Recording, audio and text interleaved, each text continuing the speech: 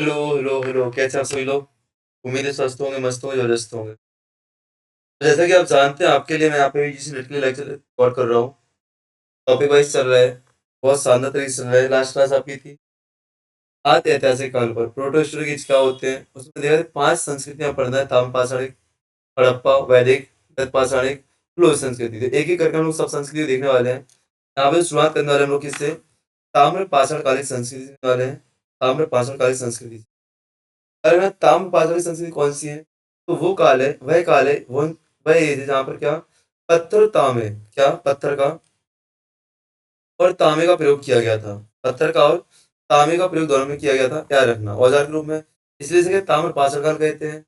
जब वो कब की बात है? 5000 ईसा पूर्व की बात है। हालांकि मैं बोलूंगा हर समय पे एक जैसा नहीं था, हर समय पे एक जैसा नहीं था।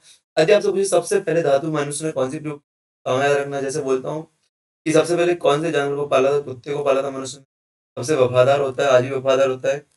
ऐसे ही यहाँ पे आपको याद रखना 5000 साल पहले तांबे को, ठीक है ना? चलो, इस काल में संस्कृति एक ऐसी ग्रामीण रूरल कल्चर था आपका।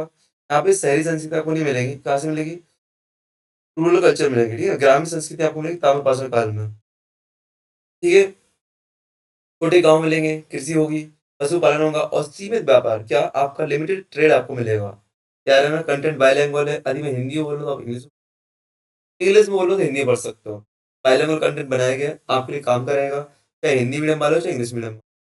Each culture had the it's relative poetry tradition, मतलब प्रत्येक संस्कृति की, अब भाई जहाँ-जहाँ पे संस्कृति पाई जा रही है अभी ताम्रपाषाण काल की, चाहे जोरबे हो, चाहे आर्य संस्कृति, कोई भी संस्कृति आप देखेंगे अभी बहुत सारे लोकेशन पढ़ेंगे हम लोग। तो प्रत्येक संस्कृति अपनी मृदुवान परंपरा थी, मतलब अपने प्रकार से बर्तन बनाते थे, अपने प्रकार से बर्तन बनाते थे। अच्छा, ऐसा तो नहीं मृदुवांड क्या होते हैं? आपके मन में डाउट तो नहीं ना? भैया मृदुवांड क्या होता है?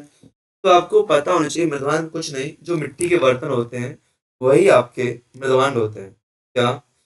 जो आपके मिट्टी के बर्तन होते हैं ना, वही आपके मेज़बान होते हैं। कोई नई चीज़ आपके लिए मेज़बान नहीं होती है, ठीक है? चलो आगे बढ़े हम लोग। भारत के कौन-कौन सी प्रमुख ताम्रपाषाण संस्कृति, तो टाइम पीरियड भी अलग-अलग है इनका, स्थान भी अलग-अलग है और इनके प्रमुख स्थल अलग-अलग है। तो याद रखना 5 संस्कृति पढ़ते हैं हम लोग। नंबर 1 आहार एवं बनास संस्कृति, आहार एवं बनास संस्कृति। नंबर 2 कायता संस्कृति। नंबर 3 मालवा संस्कृति। नंबर 4 जोरवे संस्कृति। नंबर 5 गुर्जर गुंजरिया संस्कृति, ठीक है ना? ये याद रखना आप लोग। आहार संस्कृति आपको राजस्थान में मिलती है, उदयपुर चित्तौड़ के पास पास। कहाँ पे? उदयपुर एंड चित्तौड़गढ़ के आसपास मिलती है। आहार बालाथल गिलुंद और गणेश्वर, गिलुंद और गणेश्वर प्रमुख स्थल आपके हैं। कायता संस्कृति आपको एमपी में मिलती है, उज्जैन और चंबल क्षेत्र में मिलती है आपको। कायता ईरान इसके प्रमुख क्षेत्र है। मालवा संस्कृति की बात करें तो मध्य प्रदेश महाराष्ट्र में आपको मिलती है। दौलतोली महेश्वर नागदा इनामगांव प्रमुख शहर इसके हैं। बात करें जोरवे की, जोरवे आपको महाराष्ट्र में मिलेगी, हिमा गोदावरी घाटियों में मिलेगी। तो टाइम पीरियड सबका अलग-अलग याद रखना, है ना? टाइम पीरियड सबका अलग-अलग है। गुर्जर गुंगेरी संस्कृति आपकी एमपी और यूपी में, एमपी यूपी में मिलती है। गुंगेरिया, सनौर, नैनीताल आदि इत्यादि क्षेत्रों में मिलती है, याद रखना। 4 तो आपने नाम सुने होंगे पहले से, आहार, कायथा, बनास, मालवा, जोरबे। गुर्जर गुंजेरी ये आपका पीवाईक्यू से लिया गया कंटेंट है, ठीक है ना? चलो आगे बढ़े। एक-एक संस्कृति देखेंगे आप लोग, एक-एक पॉइंट देखेंगे कि आहार संस्कृति की विशेषता क्या है, कैसे कह रहा, कायता संस्कृति की विशेषता क्या है, मालवा क्या है, तो सबके हम लोग तुलनात्मक अध्ययन, सबका अंतर भी देख लेंगे हम लास्ट में, ठीक है ना? बात करते हैं आहार एवं बनास संस्कृति, कहाँ मिलती है? राजस्थान में मिलती है। टाइम पीरियड क्या है? 2100-1500 ईस्वी हुआ करते हैं। उदयपुर और चित्तौड़गढ़ क्षेत्र में मिलती है। कहाँ पे? उदयपुर और चित्तौड़गढ़ क्षेत्र में मिलती है। मुख्यतः आपकी आहार संस्कृति, आहार नदी के आसपास विकसित, इसलिए इसका नाम आहार संस्कृति दिया गया। कभी-कभी इसे बनास संस्कृति इसलिए कहते हैं, कभी-कभी इसको बनास संस्कृति इसलिए कहते हैं क्योंकि जो गिलुंद आपका एक प्रमुख स्थल है आहार बनास संस्कृति का और है बनास नदी के किनारे। कहाँ पर है? बनास नदी के किनारे पर है ना? इसकी खोज की बात करें तो डॉक्टर रतन चंद अकवाल, किसने? डॉक्टर रतन चंद्र अग्रवाल महोदय आहार संस्कृति उत्खनन से संबंधित है। उदयपुर में आपकी आहार संस्कृति है, देखा ना? उदयपुर और चित्तौड़, तो उदयपुर में उन्होंने खोज की है, 1952-54 की बात है। यहाँ पे डॉक्टर रतन चंद अग्रवाल नाम आ रहा है आपको, क्या? डॉक्टर रतन चंद अग्रवाल। वो किस तरह की बात कर रहे थे, कौन-कौन सी साइट्स आपकी आहार हो गया, बालाथल हो गया, गिलुंद हो गया और गणेश्वर आपके प्रमुख स्थल के रूप में आते हैं। People lived in stone built house, जो मनुष्य यहाँ पर रहते पत्थर से निर्मित घरों में रहते थे, याद रखना। Gilund and Balathal were fortified settlement, यहाँ पे किले बंद, दुर्ग बंद आपको बस्ती मिलती है, फोर्टिफाइड्स आपको सेटलमेंट यहाँ मिलता है। याद रखना, मैं पहले बोल रहा हूँ आपको, देखो मैं आपको जब इतिहास पढ़ा रहा हूँ तो आपने कहीं ना कहीं यूजी और पीजी इतिहास में किया होगा।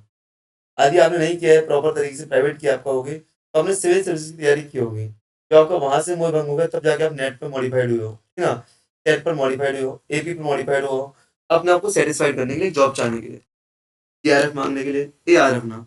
जब ऐसा मौका आपको मिल रहा था, यहाँ पे आपको बता दूं, तो मैं आपको पढ़ा रहा हूँ, तो मैं मानो मैच्योर है, आपको सिर्फ मेरी जिम्मेदारी कंटेंट नेट लेवल का देना, टीसी नेट लेवल का देना, उस लेवल पे आपको जोड़ना, उस लेवल पे आपको जोड़ना, आपको मुझसे ज्यादा चीजें वहां पे आती है, ठीक है ना। ठीक, आहार से सफेद चित्र निर्माण मिलते हैं, white pattern, black and red ware आपको वहां से मिलते हैं। तांबे की वस्तु की बात करें, कुल्हाड़ियाँ, चूड़ियाँ, चादरें आपको मिलती हैं। तांबे की बनी वस्तु में क्या, कुल्हाड़ियाँ, चूड़ियाँ, चादरें आपको मिलती हैं। यदि बात करें अन्य नाम, फूलकोट, लोकल नेम ऑफ आहार साइट, यदि आप मुझे आहार साइट का, आहार का लोकल नेम क्या है, तो उसको क्या फूलकोट के नाम से जानते हैं। ये आपके लिए एक प्रो फैक्ट हो सकता है, जो महत्वपूर्ण है। जी आपको बता दो, राजस्थान में जो सेट का एग्जाम होता है, वहां पे है राजस्थान असिस्टेंट प्रोफेसर पॉइंट पूछा गया आपसे, ठीक है ना। गिलंद को प्रशासनिक केंद्र माना जाता था, क्या रखना, आपसे पूछे कि आहार संस्कृति का चीफ डॉम सेंटर कौन सा आपका है, ठीक है ना, जहाँ पे आपके प्रशासनिक क्षेत्र, तो Gilund consider as a regional administration centre of, याद रखना है इसको, ठीक है ना।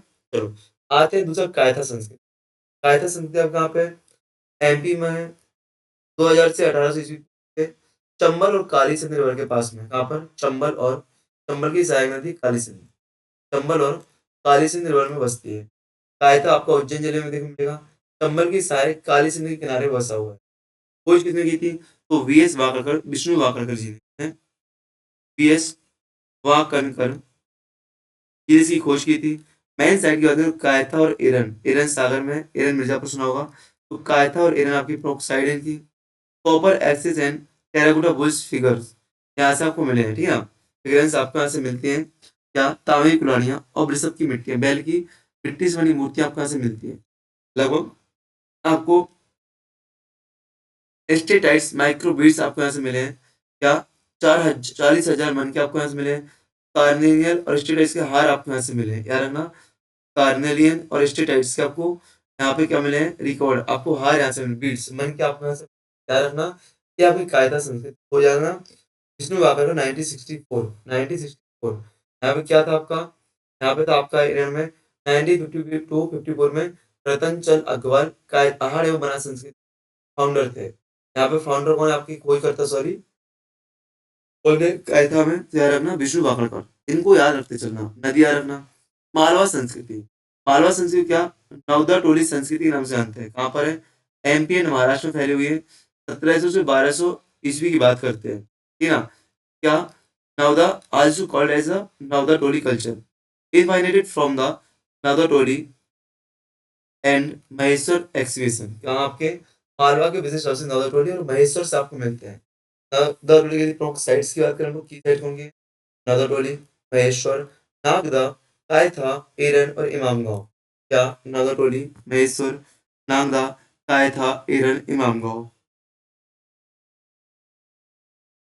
इनाम गांव से आपको गोलाकार मकान, सर्कुलर हाउस मिलते हैं आपको, सर्कुलर हाउस वर फाउंडेड एट इमान गांव।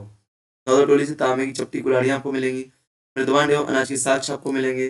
गोंगेरिया से आपको 424 औजार हथियार मिलेंगे आपको, चांदी के 102 परतें आपको मिलेंगी, लगभग याद रखना गोंगेरिया वहां पे आपका नौदा टोली संस्कृति में अरन मालवा संस्कृति का स्थल है, याद रखना बेटा जी जी, ठीक है ना। चांदी के साक्ष्य यहाँ से आपको मिले, चांदी के। मालवा के लोग महाराष्ट्र में की दिशा में प्रवासित हुए, तो मालवा के लोग थे, याद रखना।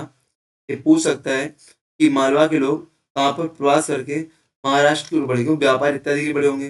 महाराष्ट्र के प्रोफेसर प्रकाश फुले, दहमाबाद, इनाम गांव, की पुणे में आपका प्रकाश कहाँ पे, धुले जिले में, दहमाबाद अहमदनगर में, इनाम गांव पुणे में है।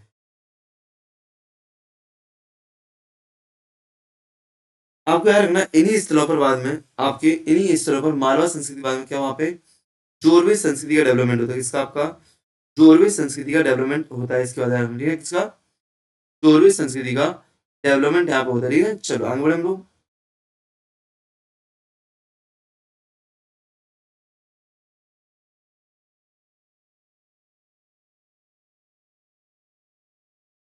आपको याद रखना, ठीक है। चलो अब आते हैं ताम्र पाषाण संस्कृति प्रमुख तुलनात्मक अध्ययन। आहड़, बनास, कायथा, मालवा। बोले तीनों संस्कृति आपकी महत्वपूर्ण है। यहाँ पे मैंने 5 नाम पढ़े थे, यहाँ पे मैंने 5 नाम पढ़े थे। कौन-कौन से? आहड़, बनास, कायथा, मालवा, जोरवे। तो बता दिया। मालवा के बाद महाराष्ट्र इलाकों में इन्हीं क्षेत्रों में आपको जोरवे मिलेगी। सेम विशेषताएँ रहेंगी। गुर्जर, घुंघरी आपको मध्य प्रदेश, यूपी में मिलेंगी। आपको एरिया पूछा गया, इसलिए एरिया मैंने आपको बता दिया। आपको पूरा एग्जाम के हिसाब से कंटेंट मिल रहा है to the point.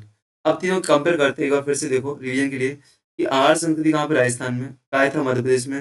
Malwa Maharashtra, sorry Malwa Maharashtra और मध्य प्रदेश में, ठीक है ना। इसके मुख्यतः आहड़, गिलोंद, बाराथल, ये आपको याद रखना टू द पॉइंट। सुमेलित करने के लिए यहाँ से आपका आता हम गलतियां करते हैं। मैं बार बार बोलता हूँ, जो भी आपके तुलनात्मक अध्ययन हो सकता है करो, क्योंकि प्रीलिम्स में आपका जो आपका नेट का एग्जाम होता है एमसीक्यू वाला, वहाँ पे आपको सुमेलित करने के लिए बहुत सारे क्वेश्चन हम गलती करते हैं।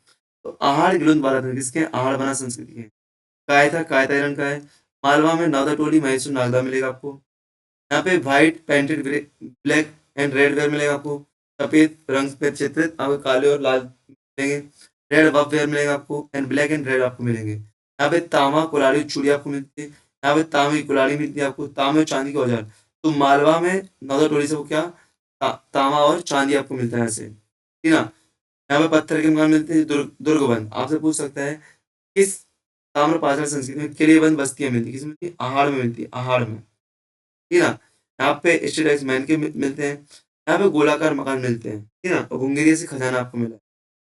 गिलोंद प्रशासन केंद्र, एक संकवर्षी राजधानी क्या थी आपकी? संस्कृति फेज था, क्या था आपका?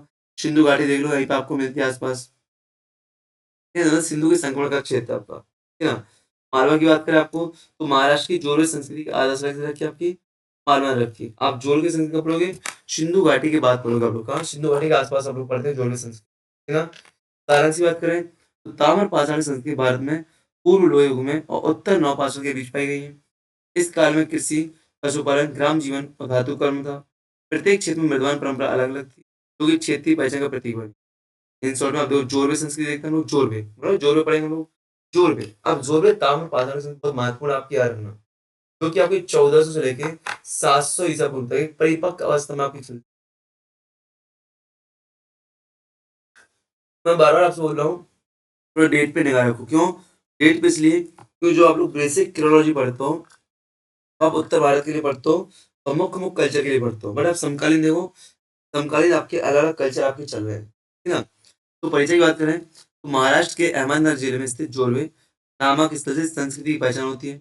ये महाराष्ट्र में स्थायी ग्राम जीवन की शुरुआत का, ठीक है, परमानेंट रूरल लाइफ का प्रतीक है आपका, ध्यान रखना। The Jorwe culture is the name after the site of Jorwe in the Ahmednagar district of Maharashtra, ठीक है ना।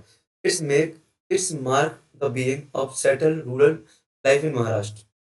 ये संस्कृति ताम्र पाषाण की सबसे विकसित ग्राम अवस्था संस्कृति मानी जाती है ना।